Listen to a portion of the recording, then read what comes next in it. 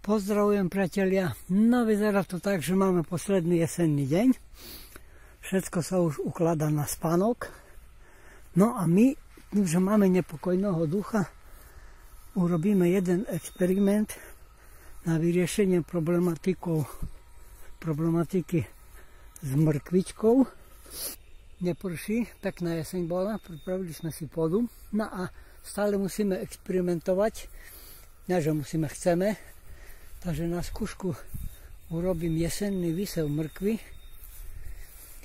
Nakoľko v jari je vždycky viac roboty, než času na jej vykonanie. A s mrkvou máme problém so zburinami.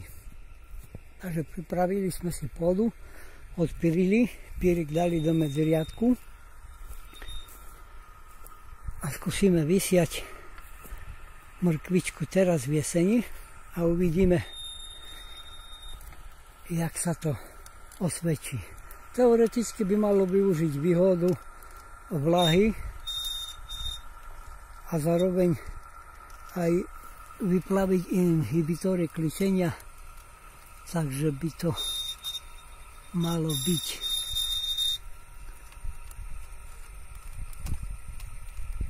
funkčné. Sejačku som upravil tak, že je dvojdisková s nahonom cez prútový valec, takže by to po mechanickej stránke už nie je žiadny problém. No a uvidíme.